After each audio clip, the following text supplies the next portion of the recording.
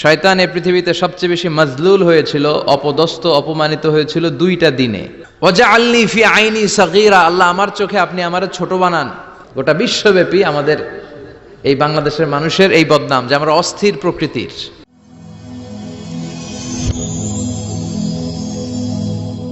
Rose TV 24. Enjoy by listening to the Holy Quran. প্রশংসা করলে খুশি হয় কে? আল্লাহ। আল্লাহর প্রশংসা করলে আল্লাহ খুশি হয়ে যায়, ঠিক কি না? আর শয়তান বেজার হয়ে যায়।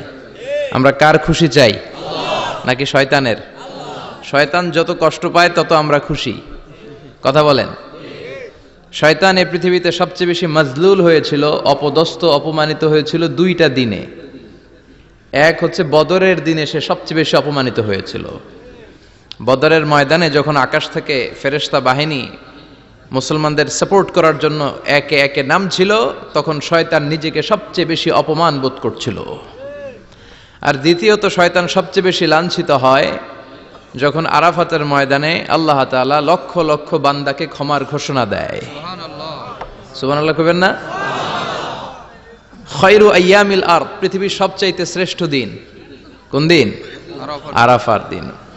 এই দিনে বান্দা কেঁদে কেঁদে আল্লাহর কাছে নিজের সবগুলো গুনাহ খাতার কথা ঘোষণা দেয় যে আল্লাহ আমি পাপী, আমার চেয়ে বড় পাপী নাই, এই পাপ ওই পাপ আমরা করেছি, একটার পর একটা পাপের ঘোষণা দেয়। আর আল্লাহ এত খুশি হতে থাকে, সব শেষে আরাফার দিনের সূর্য ডোবার আগেই আল্লাহ আরাফার ময়দানের হাজীদেরকে মাফ করার ঘোষণা দিয়ে দেয়।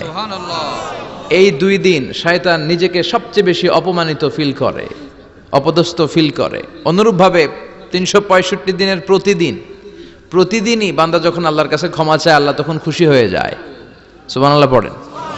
আর শয়তান নারাজ হয়ে যায়। আমাদের মিশন হচ্ছে আমরা আল্লাহরে খুশি করতে চাই, আর শয়তানের বিরুদ্ধে আমাদের অবস্থান। চিল্লায় বলেন ঠিক কিনা? এজন্য সবসময় প্রশংসা করব কার? শুকর গুজার হব আল্লাহর জন্য, ঠিক কিনা? বিশ্বনবী বলতেন আল্লাহুম্মা জাআলনি সাবুরা ওয়া জাআলনি শাকুরা ওয়া জাআলনি ফি আইনি সাগীরা ওয়া ফি আয়ুনিন নাসি কাবীরা। হে আল্লাহ আপনি আমারে ধৈর্যশীল বানান। আমিন। আমাদের ধৈর্য নাই, অল্পে আমরা অস্থির, আছে না নাই? এই দেশের মানুষ খুব বেশি অস্থির, বাংলাদেশের মানুষ খুব বেশি অস্থির। আমি পৃথিবীর অনেক দেশে ঘুরেছি, সেখানে দেখেছি মানুষজন খুব ধীরস্থিরভাবে কাজ করতে পছন্দ করে। সুপার শপে যদি কিনতে যায়, they maintain the queue in super shop. Super শপে লম্বা লাইন, সবাই যে ওখানে ভদ্রভাবে দাঁড়ায়, একজনের পর একজন যাবে। টিকিট কাটতে যাবে, লম্বা লাইন, একজনের পর একজন দাঁড়ায়, একজন যাবে আরেকজন। তো ওখানে যদি কোনো বাঙালি থাকে তখন দেখা যায় তার অস্থিরতা।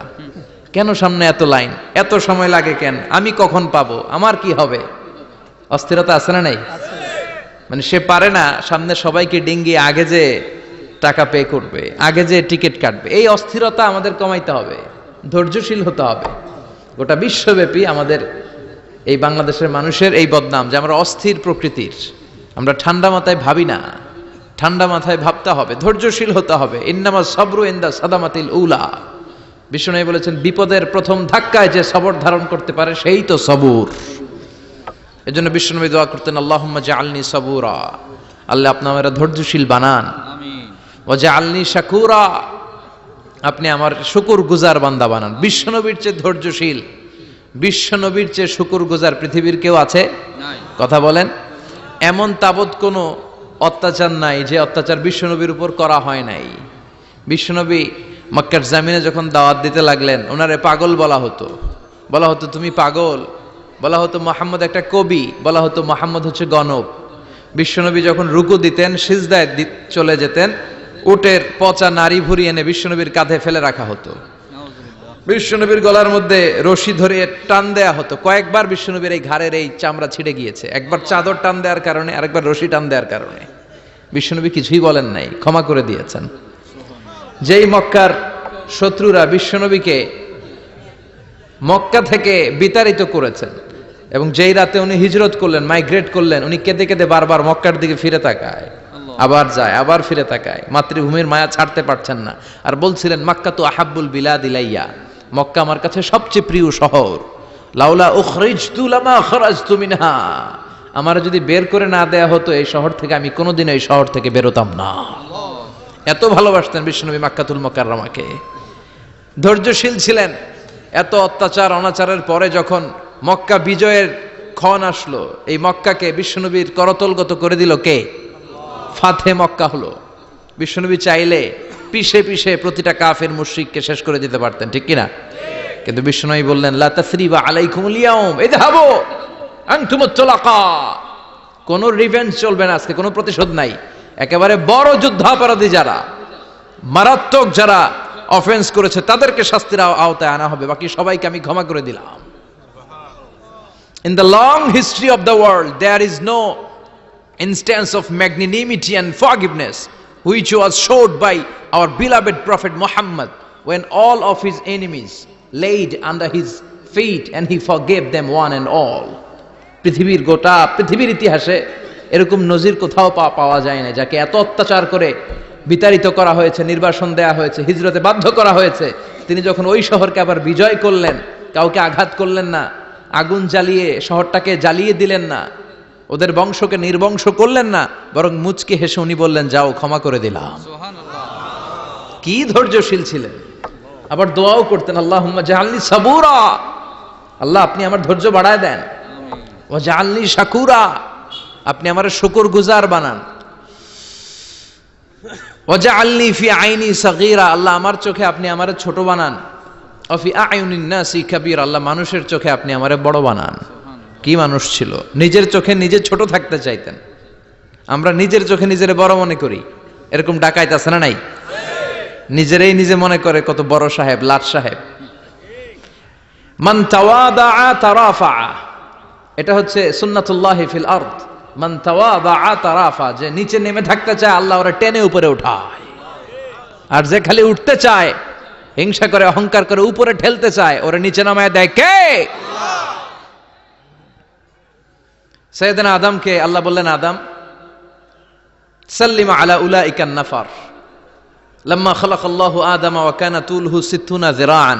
নিচে নেমে গেলে যে উপরে ওঠে, আর উপরে উঠতে চাইলে যে নিচে নামে। উদাহরণ দেখেন, আদম আলাইহিস সালামকে তৈরির পর আল্লাহ বললেন আদম সাল্লিমা আলা উলাইকান নাফার, এই ফেরেশতাদের সালাম দাও। কি দাও? সালাম দাও। কোনো প্রশ্ন নাই, আল্লাহ সালাম দিব কেন? ফেরেশতারা আমারে দিব না কেন? আমি আগে দিব কেন? কথা আছে কোনো? যেই সালাম দিলেন, সালাম দেওয়ার সাথে সাথে ওনার মর্যাদা বাড়িয়ে দিল কে? এত মর্যাদা বাড়ালেন যে নূরের ফেরেশতারা মাটির আদমকে সেজদা দিতে বাধ্য হয়েছে। চিৎকার করে বলেন ঠিক কিনা? তুমি মাটির আদমকে প্রথম সৃষ্টি করিয়া ঘোষণা করিয়া দিলে শ্রেষ্ঠ বলিয়া, তাই তো নূরের ফেরেশতা করে আদমকে সেজদা। সবার চেয়ে সম্মান দিলে মাটির আদমকে। আল্লাহু আল্লাহু পড়েন, আল্লাহু আল্লাহু তুমি জাল্লে জালালুহু, শেষ করা তো যায় না গে তোমার গুণগান। আল্লাহু আল্লাহু, সুবহানাল্লাহ পড়েন।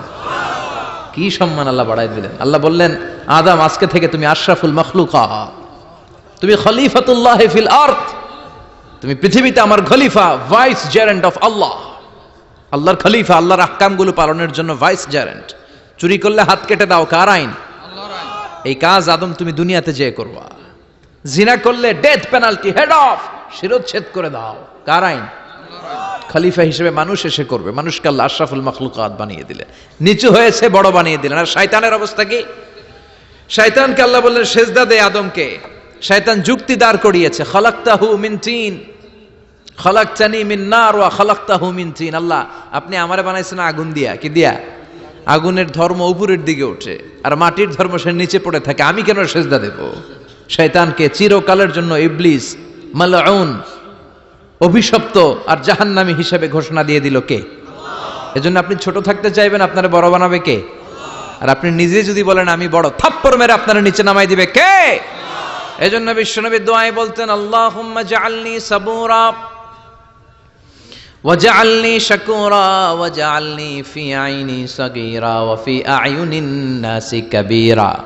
ও আল্লাহ আপনি আমারে ধৈর্যশীল বানান, আপনি আমারে শুকরগুজার বান্দা বানান, আমার চোখে আমারে আপনি ছোট বানান, মানুষের চোখে আপনি আমারে বড় বানান।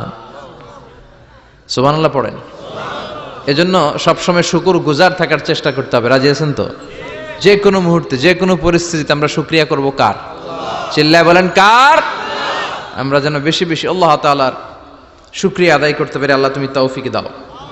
সবাই পড়ি আমিন।